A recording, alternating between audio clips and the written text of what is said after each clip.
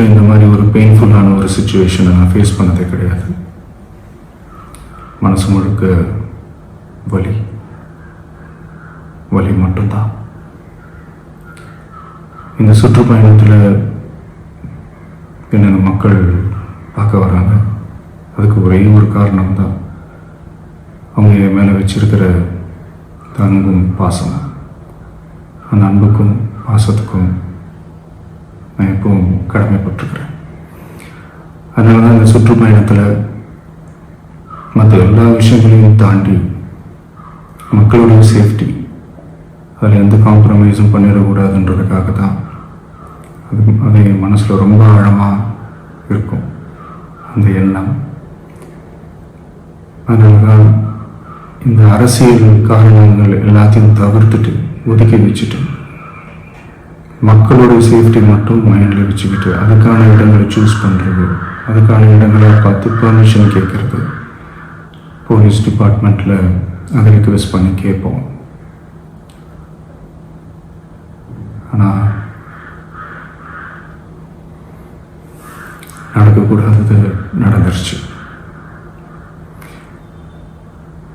ஆனால் மனுஷன் தானே, அந்த நேரத்தில் அத்தனை பேர் பாதிக்கப்பட்டு இருக்கும்போது எப்படி அந்த ஊரை விட்டுட்டு என்னால் கிளம்பி வர முடியும்? நான் திரும்ப போகணும்னு இருந்துச்சுன்னா அது ஒரு காரணம் காட்டி அங்கே வேறு சில பதட்டமான சுச்சுவேஷன்ஸ், வேறு சில சம்பாவிதங்கள் அந்த மாதிரி எதுவும் நடந்துடக்கூடாதுன்றதுக்காக தான் நான் அவாய்ட் பண்ணேன். இந்த நேரத்தில் சொந்தங்களை இழந்து தவிக்கிற அத்தனை குடும்பங்களுக்கும் என்னுடைய ஆழ்ந்த இரங்கலை தெரிவிச்சுக்கிறேன். எனக்கு தெரியும், என்ன சொன்னாலும் இது ஈடேயாகாதுன்னு எனக்கு தெரியும். ஹாஸ்பிட்டலில் ட்ரீட் பண்ணிகிட்ருக்கிற எல்லாருமே சீக்கிரமாக க்யூர் ஆகி வரணுன்றதை இந்த நேரத்தில் நான் வேண்டிக்கிறேன். கூடிய சீக்கிரமே உங்கள் எல்லாரையும் நான் சந்திக்கிறேன். இந்த நேரத்தில் எங்களுடைய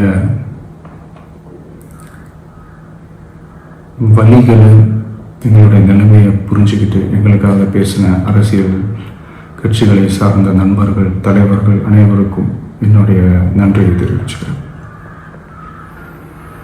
கிட்டத்தட்ட ஒரு 5 மாவட்டத்துக்கு பிரச்சாரத்துக்கு போனோம். இந்த மாதிரி எதுவுமே நடக்கல. ஆனால் கரூரில் மட்டும் ஏன் எப்படி நடக்குது, எப்படி நடக்குது?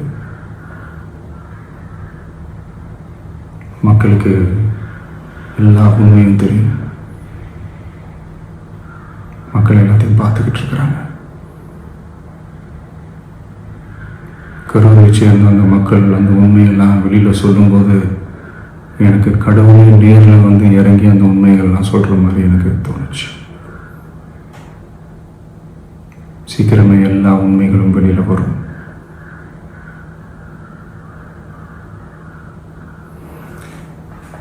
எங்களுக்கு தரப்பட்ட இடத்துல நாங்கள் போய் அந்த ஸ்பாட்டில் நின்று நாங்கள் பேசிட்டு வந்தோம். அதை தாண்டி எந்த தவறும் எங்கள் சைடில் நாங்கள் எதுவுமே செய்யலை.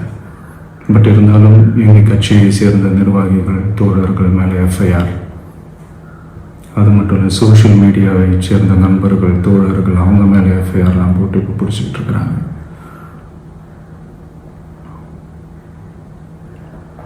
சிஎம் சார், உங்களுக்கு ஏதாவது இந்த பழி வாங்கணும் அப்படின்ற எண்ணம் ஏதாவது இருந்துச்சுன்னா என்ன வேணாலும் பண்ணுங்க. அவங்க மேலே கை வைக்காதீங்க. நான் ஒன்று வீட்டில் இருப்பேன், இல்லை நான் ஆஃபீஸில் இருப்பேன். என்ன வேணாலும் செய்யுங்க. நண்பர்களே, தோழர்களே,